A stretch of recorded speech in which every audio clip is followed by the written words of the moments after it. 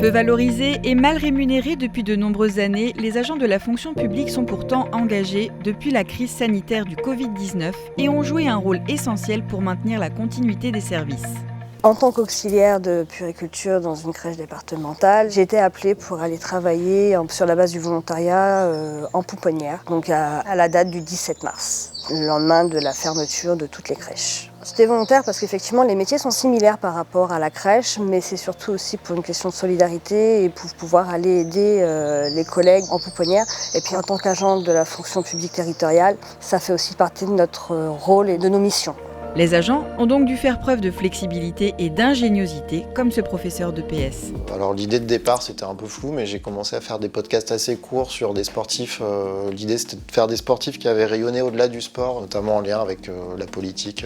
Donc j'ai parlé de Mohamed Ali, j'ai parlé de Catherine Switzer aussi, qui avait couru le marathon, la première femme en 67 je crois. Que ce soit en EPS ou dans toutes les disciplines, tout le monde s'est débrouillé comme il pouvait. Être prof c'est enseigner devant une classe, quoi. En plus nous en EPS, donc... Ouais, les élèves ont manqué.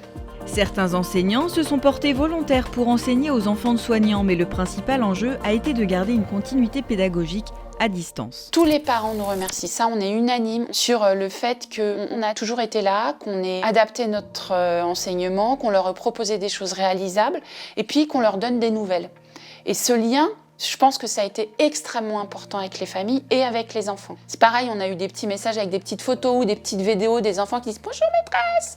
et qui sont trop contents. Mais même pour nous, ça a été hyper important. Pour les éducateurs de la protection judiciaire, ce lien avec les jeunes et leurs familles a également été maintenu grâce au téléphone personnel des agents qui n'étaient pas équipés pour télétravailler. Là où c'était plus compliqué, c'est quand on avait un papa ou une maman dont les enfants ne respectaient pas le confinement et qui craignaient de voir arriver des amendes à la maison alors que leurs revenus sont assez modestes. Et puis qui craignaient aussi beaucoup que le moment du contrôle policier tourne mal avec de nouveau une affaire judiciaire supplémentaire. Il fallait qu'on écoute toute cette angoisse et toutes ces inquiétudes et qu'on essaie un petit peu aussi de les aider à la surmonter. Les assistants sociaux des établissements scolaires ont aussi été à l'écoute par téléphone pour aider les familles victimes par exemple de violences ou de problèmes alimentaires. On est intervenu sur certaines situations, sur les situations des personnes qu'on a pu joindre.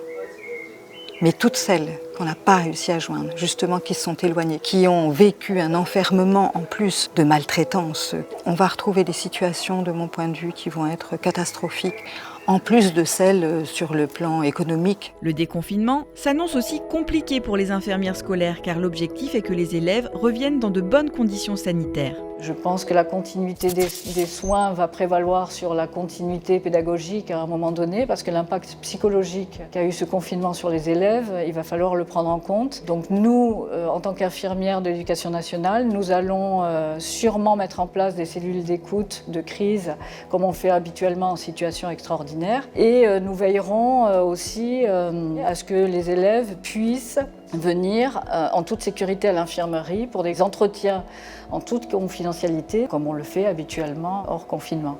L'enseignement principal de cette crise, c'est qu'effectivement, les agents du service public s'adaptent aux situations si on leur en donne les moyens. Et donc, il nous faut des créations de postes parce que nous allons avoir besoin, à très court terme, d'accueillir les usagers dans des configurations très différentes de celles qui sont actuellement en place. Et dans le monde qui vient, on risque d'avoir une explosion des inégalités sociales et on aura besoin d'un service public qui fasse du liant, qui fasse du commun, qui fasse société.